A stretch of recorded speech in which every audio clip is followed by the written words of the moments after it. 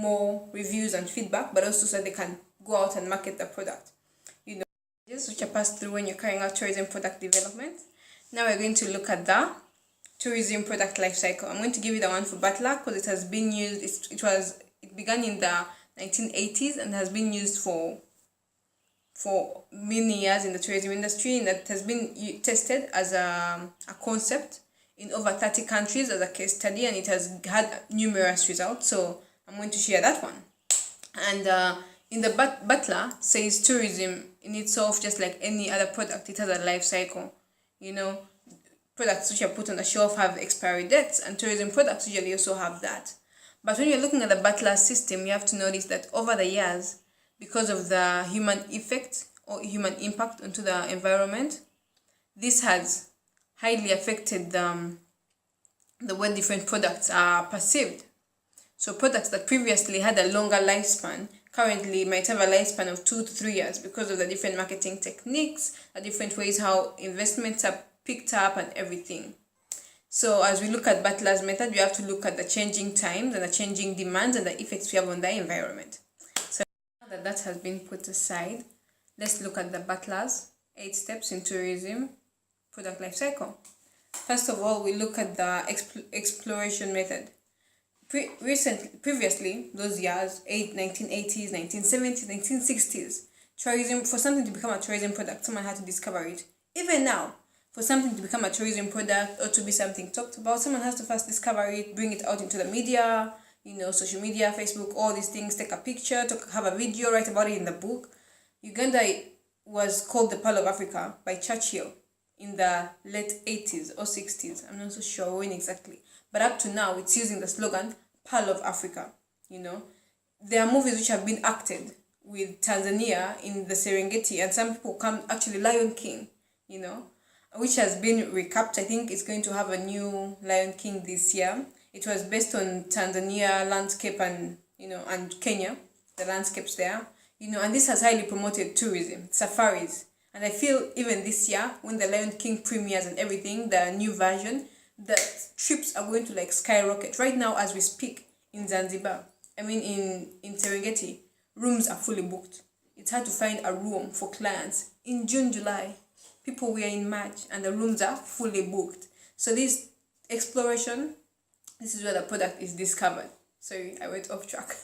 This is where the product is discovered, and then people get to know about it, that it's a product, and people come, and usually exploration was usually discovered by backpackers or explorers, people who never had scheduled trips. They would just go here and be like, oh my god, this is amazing, this is a nice waterfall. Then they would tell their friends, who would tell their friends, and that's how a product got to be known, through exploration.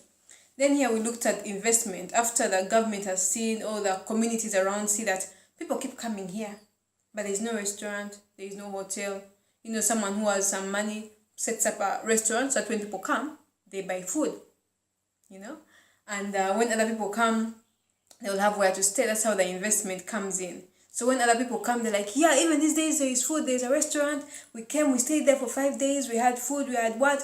Investments. The government sees, money is coming from this area, let's put infrastructure, let's put water, let's put electricity. Then that's how we go to the third stage of development. The area is developing, investors are coming in, the government is pouring in resources. Here we can look at areas like the Northern Circuit. Karatu is highly developed because of the national parks. We have, in Uganda, we have Bwindi, where we have an amazing hospital in the region, but because of the gorilla trekking in Bwindi Impenetrable Forest. Then here we look at after development, it's like shooting. Actually this life cycle has a curve which I can't draw, unfortunately, but if you Google Butler's tourism life cycle, you see it's all over. Then we go to the consolidation stage. Here investors have come, everything is there. The tourist numbers are peak. This is like the high point of a tourism product.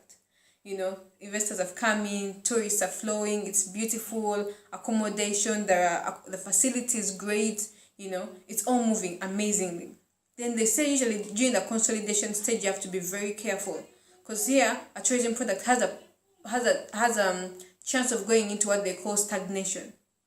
And stagnation here, it stays on that level. It has been getting 20 clients, still 20 clients. And usually during the stagnation level, it also becomes tricky, because here a product might get a problem of being affected by the environment. Usually, if you don't have like standards, like environmental standards, there is what they call trampling and distractions by the human activity involved, and this might affect the environment, which currently we highly look at in tourism, conservation concept.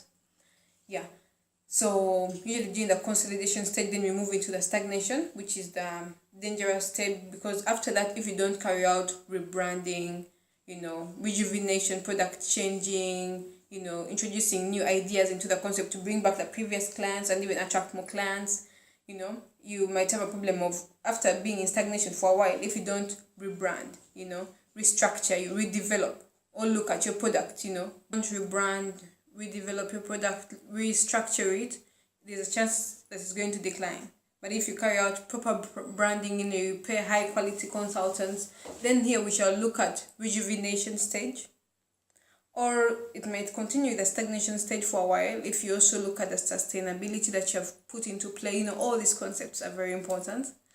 Yeah, or else it might decline. There is an immediate decline whereby it goes to stagnation like for a year, 2 years, depending. These days, with the all these weather changes and everything, most of the tourism product being that they're man-made, they highly decline very fast. If they have had strong human impacts and the human environment has distracted the whole place, it will decline so fast. If the human impact is not so strong, it might decline slowly.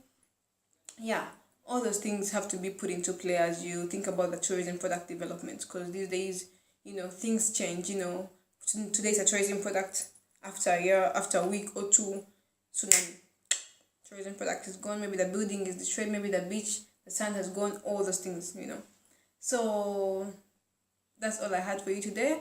Tourism product development and the stages that have to be followed, and then the tourism product life cycle. Here we looked at the exploration method level. Then after that, we go into the investment level, which goes to the development level, where even the government comes into play to add to the tourism product. Consolidation level, where it's like peak, it's like going. Yes, then we have the stagnation level, and after this we either rebrand, redevelop, look at, re-strategize, or we're going to go into continuous stagnation, decline, immediate decline, or we might have reduced growth, it might keep going but at a reduced level, or we might have rejuvenation if we have carried out proper branding. Yeah, that's all I had for you today, guys. Thank you so much. Hope you have loved the video and all my content. So please subscribe to my channel if you like this video and like the kind of content that I'm producing. Hit me up in my inbox, check up on me. I'm going to send you also another video about how my trip was in Zanzibar. Mommy is still in the pool. She's been in the pool for a while. A woman is going to become fish, I'm telling you. Yeah, but thank you very much. Ciao.